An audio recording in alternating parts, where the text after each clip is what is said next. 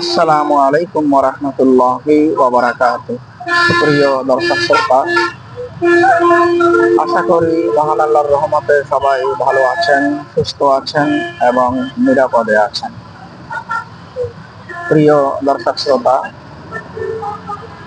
এই মুহূর্তে বাংলাদেশের বিস্তীর্ণ এলাকা অতি বর্ষণে ভারী বর্ষণের কারণে মারাত্মক রকমের বন্যায় আক্রান্ত হয়েছে। বিশেষ করে চট্টগ্রামের বাঁশখালী, সাতকানিয়া, আনোয়ারা এবং কক্সবাজারের চকরিয়া, পেকুয়া সহ বাংলাদেশের আরো বিভিন্ন জনপদ, আরো বিভিন্ন এলাকা বন্যা প্লাবিত হয়েছে, ভয়াবহ রকমের বন্যা কবলিত হয়ে পড়েছে।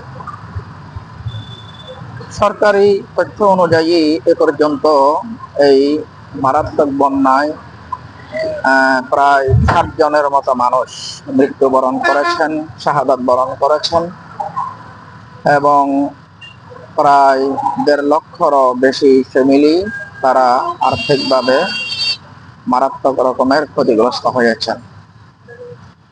আমরা মহান আল্লাহর দরবারে চলতি এই বন্যার কারণে যারা মৃত্যুবরণ করেছেন তাদের রূহের মাগফিরাত কামনা করছি, তাদের শাহাদাতের তামান্না প্রত্যাশা করছি।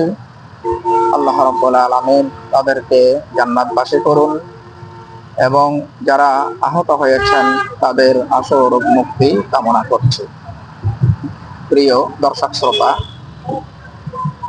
প্রাকৃতিক দুর্যোগ, বন্যা, খরা, অনাবৃষ্টি, অতিবৃষ্টি এবং ভূমিধস, পাহাড় ধস, নদী ভাঙন এগুলো সমগ্র পৃথিবীতে আছে। কিন্তু আমার কাছে কেন যেন মনে হয় বাংলাদেশ, পাকিস্তান, ভারত আমাদের এই উপমহাদেশীয় দেশগুলোতে এই ধরনের প্রাকৃতিক বিপর্যয় অপেক্ষাকৃত বেশি, তুলনামূলক একটু বেশি। প্রিয় দর্শক শ্রোতা, এখানে প্রাকৃতিক দুর্যোগ বলতে আসলে যত কিছু হয়েছে, যত কিছুই হচ্ছে এবং কিয়ামত অবধি যত কিছু হবে সবকিছুই মহান আল্লাহর হুকুমেই হবে।